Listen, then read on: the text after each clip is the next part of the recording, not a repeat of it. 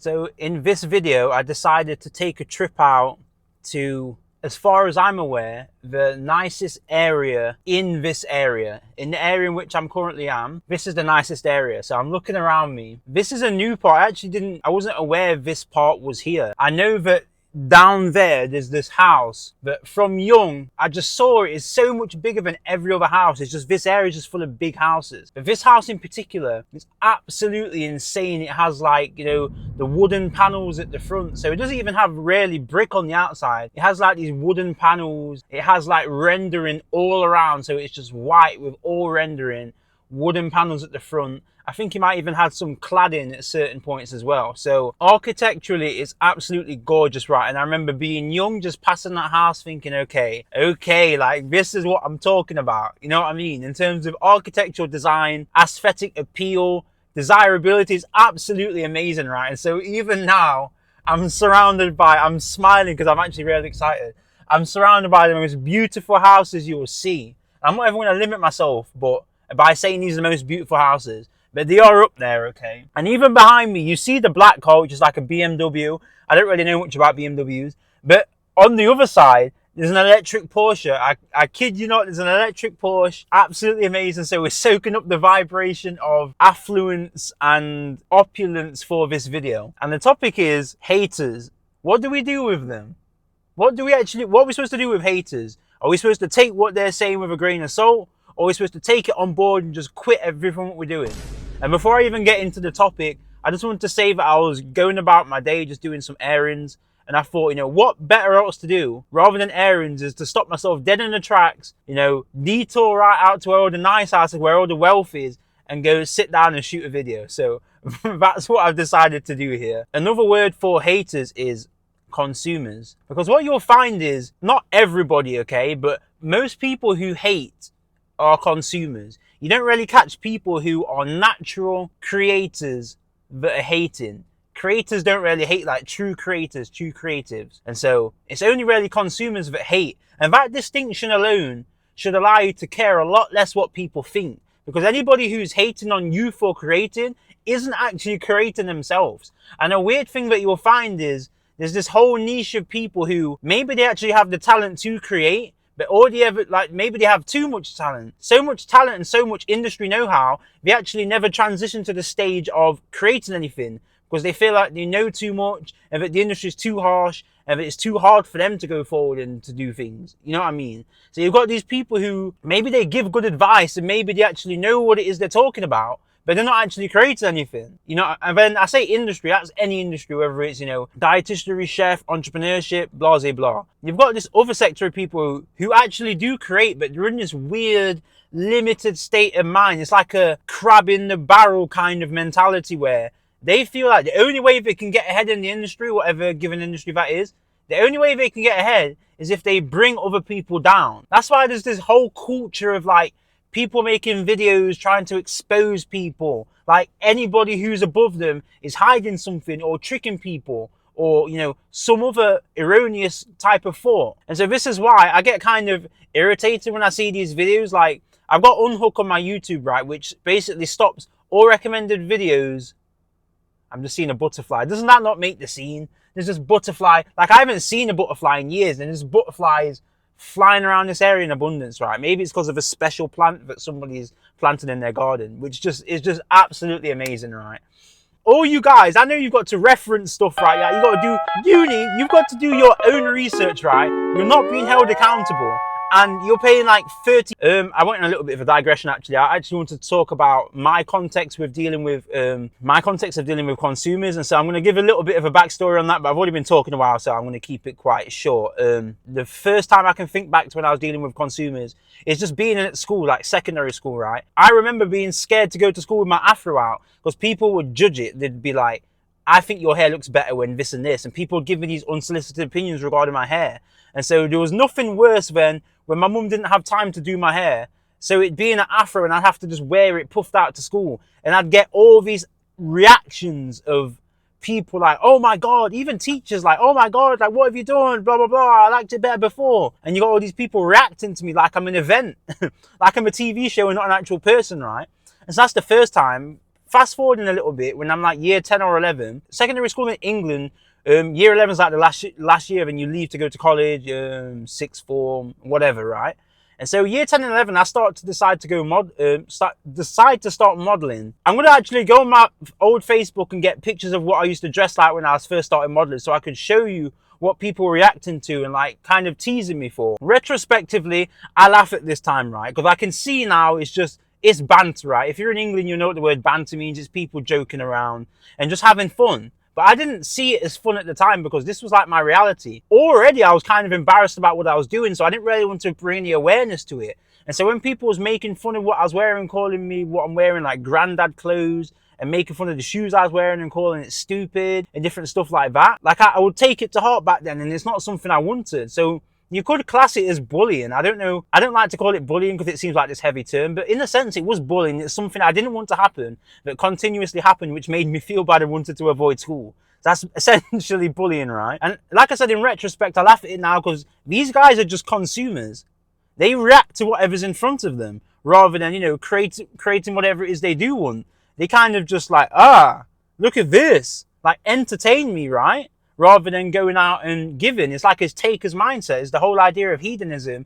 It's taking and self-fulfillment and self-pleasure seeking. It's like, I'm going to sit back and life is going to provide for me, and I'm going to take.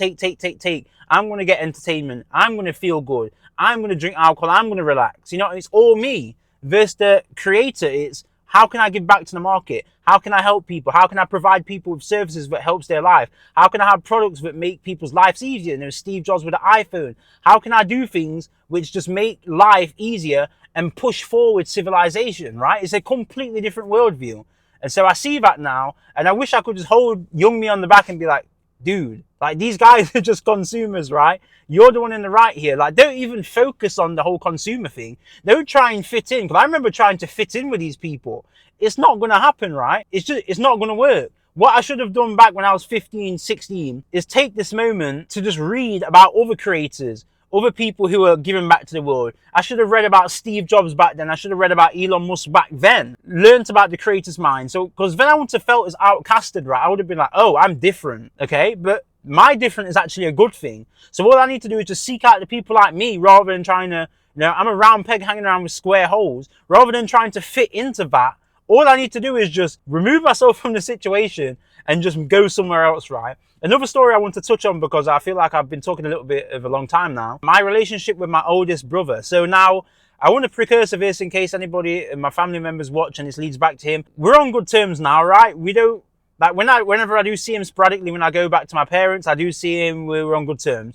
But back during these times, we weren't, right? Because we didn't really have that level of awareness. And so we'd kind of just trigger each other with our different traumas and reactions, right? And how that would manifest was like, one time, because I've always been a creator, right? I've always done different things, whether it be selling tie-dye t-shirts to kids at school when I was like 12 years old, selling frogs door to door when I was 8, trying out different business plans and just drawing and art. Like any form of creation, I probably tried it, whether it was swimming, like I've always just done things, right? As opposed to just watch people do things. And so we'd always have a comment on whatever it was I was doing. Like maybe deep down he was proud of me in a sense. Like my mum would tell him about sometimes he's showing her different things what I'm doing. But to my face, he'd always try and throw these little smoke bombs at me and try and get doubt in my mind that what I'm doing is the wrong thing and that, you know, I shouldn't be how like I am, what I'm doing stupid, or what I've created is not very good, or you can't put that out because it's not good enough, or just different things. And obviously I look back now, I used to sneak into his room sometimes, right? And I'd see his YouTube, he's got loads of tabs open, he's watching loads of like politically charged different YouTube content, and he's looking at all these different things. I feel like he's one of them people who used to comment on YouTube videos back then negatively, because he's just a really negative guy. Like he's got this negative worldview, he's got this self-image for himself what's small, you know, he's struggling to get through life and he can't really advance to the next step. So it's like anybody in his opinion who's advanced to that next step, which he can't seem to be able to do so, even though he's a smart person, they must have done something to wrong other people and trick other people, because, you know, he's not focusing on what he wants, he's focusing on what he don't want, if you know what I mean, like going on that point I was saying earlier. And so this is why, you know, the whole creator mindset and how he was hating on me. And when I was younger as well, because like I said in my other video, I'm a little bit weird, right? Even now, but back then, I used to do everything differently, right? Like, for a long time, I couldn't even sleep by myself. Like, my mum had to put me to sleep, right? And there was this young guy on my street called Jude who used to take himself to sleep from like 2 years old. And then here's me who's like 6, who needs like my mum to read me a story before I go to bed, right? And I used to play with dolls and stuff. And, you know, he used to call me gay and like transgender all the time. And that would really like bother me because, you know, these were perceived as negative things in my eyes back then. So, you know, I would take offense to when you'd call me these things. I'd feel really bad about it. It'd take a hit of my self-esteem, right? Another thing I want to talk about is the whole idea of projection. The only way somebody's going to predict something negatively to you is if they feel something about that towards themselves on the inside. So if you're going around calling people gay and you're calling people stupid and you're saying all these negative things, it's only because you identify with that on the inside. There's no other way. For example, when I was younger and I had a little bit more of a negative mindset, I didn't have all these mental models what would keep my ego in check. Back when I was younger, I used to literally, before I'd accepted my like social awkwardness, if you like, I used to hate on anybody who was successful socially. And I'd be like, oh, this guy's awkward. This guy's a goofball, this guy's stupid. That's just one example, right? One example of rejection. And that's only because deep down inside in my unconscious mind, inside my basal ganglia, right, that's where like, your unconscious habits are stored. Back there was this idea that I'm a socially awkward person. And, you know, it was something what I kind of repressed. So anytime I'd see people doing something that I wanted to do, I would throw that projection on them because I didn't see a way out for me. You know what I mean? Because I wasn't living in a state of abundance. I was living in a state of competition. And I felt like I had to bring people down to make myself feel okay. And so everything's a projection. And this is not factual, but I would like to say that my brother was projecting these gay transgender things on me because maybe there was a part of him that suppressed that whole idea of being gay and transgender inside of him. And so he was throwing that out onto me because I was expressing myself in a way that he felt like he wasn't able to. That's the whole idea of projection. And I feel like anecdotally, so, you know, what that means is through, you know, stories of your own life, you could relate to that in a way through an experience that you've had. That is the hater. And if you're a creator like me, don't worry about the haters, man. I'm telling this to 16-year-old me. Don't worry about the haters because they are consumers.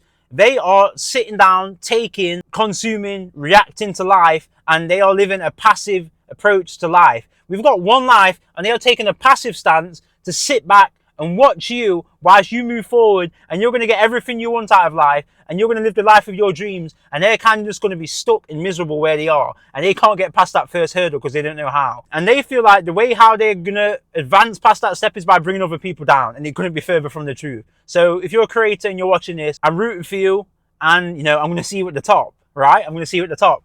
And I'm just going to take another moment to just embrace all of this beautiful architecture because it's absolutely gorgeous, right? The houses that I'm seeing, what I'm surrounded by right now, I just feel so grateful that this is going to be my reality. It's just, life is amazing, man. And if you see it any other way,